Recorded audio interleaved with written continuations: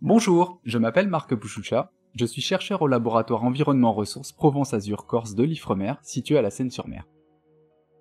Je travaille en écologie de la restauration côtière, un domaine de l'écologie qui se concentre sur la réparation des écosystèmes littoraux dégradés, endommagés ou détruits par les activités humaines. La photo dont je souhaite vous parler aujourd'hui est très particulière pour moi à deux titres. Tout d'abord, c'est elle qui a été choisie pour concevoir l'affiche des 40 ans de l'Ifremer en 2024. Elle a ainsi été largement diffusée au sein de l'Institut et à l'extérieur.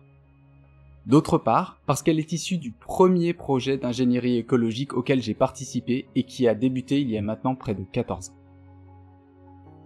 Sur cette photo, on découvre une petite sphère d'environ 1 cm², assez colorée, qui s'est développée à l'extrémité d'une cordelette et qui accueille une grande diversité d'espèces. Plus on zoome sur l'image, plus on découvre une vie foisonnante. On y voit immédiatement des bouquets blancs érigés, des espèces en croûtantes rouges, d'autres oranges, des petits tubes très fins, des mollusques. En fait, ce ne sont pas moins de 7 espèces différentes qu'on peut distinguer. Des phoronidiens, des cnidaires, des bryozoaires, des vers tubicoles, des algues, des mollusques bivalves et des éponges. Ce que l'image ne montre pas, c'est où cette photo a été prise. On ne s'y attend pas forcément quand on la voit, mais cette structure vient de l'intérieur d'un port, plus particulièrement du grand port maritime de Marseille. Ce port, c'est le paysage anthropisé par excellence. Partout où nous posons nos yeux de plongeurs, la trace de l'homme est visible.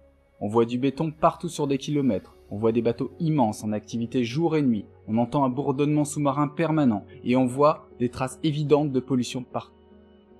Pourtant, on voit aussi que dans cet environnement hostile, la vie a su trouver un chemin.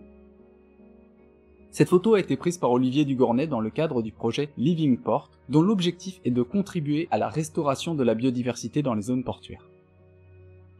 L'artificialisation, et en particulier la construction d'un port, est l'une des pressions majeures qui affectent les écosystèmes littoraux dans le monde entier. Avec l'accélération de l'économie et des échanges par voie maritime, cette pression ne fait qu'augmenter. Partout, on construit des nouveaux ports, on agrandit, parfois sans se soucier des conséquences environnementales. Lors de la construction d'un port, les habitats naturels sont creusés et remplacés par des structures verticales, en béton, en métal, en plastique. Or, ces habitats ont un rôle essentiel pour de très nombreuses espèces, comme par exemple la plupart des espèces de poissons côtiers. Les détruire a donc des conséquences irrémédiables sur leur cycle de vie. La destruction physique des habitats n'est pas la seule pression qui s'exerce quand on construit un port. Un port est aussi une enclave fermée qui devient le réceptacle de tout un tas de rejets qui vont venir polluer le milieu. À cette pollution chimique s'ajoutent les pollutions sonores comme le bruit des moteurs de bateaux et lumineuses qui elles aussi impactent les organismes marins. Face à ce constat, nous avons 3 solutions. Idéalement, on arrête tout, voire on déconstruit pour revenir en arrière. Pour l'environnement, c'est la meilleure solution et de loin. Vu les enjeux économiques, la proposition risque d'être mal accueillie. Deuxièmement, on peut choisir de ne rien faire. Après tout, on peut décider de sacrifier quelques espaces et d'en préserver d'autres. Le problème, c'est que les pressions s'exercent aujourd'hui partout sur le littoral. La voie intermédiaire, c'est de tenter de concilier les activités portuaires et l'environnement en essayant de verdir les ports. C'est là qu'intervient l'ingénierie écologique. L'idée est de concevoir des structures portuaires qui puissent être accueillants pour les organismes marins et permettre leur développement. La tâche n'est pas aisée et il y a de nombreux défis à relever. Tout d'abord des défis techniques. Il faut trouver d'une part des matériaux et des formes qui soient adaptés à la vie marine, et d'autre part suffisamment résistants aux contraintes qui s'exercent dans un port. Et puis, comme je le disais précédemment, un port est un environnement pollué et cette pollution va jouer sur les organismes. Il faut donc trouver des solutions pour réduire cette pollution et définir des conditions dans lesquelles on peut envisager de l'ingénierie écologique et là où on ne peut pas.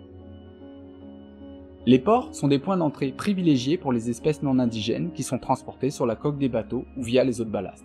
En favorisant la biodiversité dans les ports, on prend le risque de favoriser leur développement, ce qui peut poser des problèmes écologiques et économiques importants. Et puis, il y a un gros risque éthique. L'ingénierie écologique peut être utilisée à des fins de greenwashing, ce que nous ne voulons absolument pas. Pour en revenir à cette très belle photo d'Olivier, elle a été prise sur une structure pensée du point de vue de l'écologie.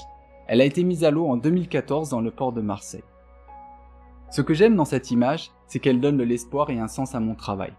Dans un endroit plutôt moche, qu'est le grand port de Marseille, on voit germer un petit noyau de vie plutôt joli. Face aux défis environnementaux, nous devons, en tant que scientifiques, nous positionner dans l'action, dépasser le constat et aller vers les solutions. L'expérience montre que l'ingénierie écologique en zone portuaire peut être dans certains cas un outil pertinent. Il est complémentaire de la protection et de la réglementation.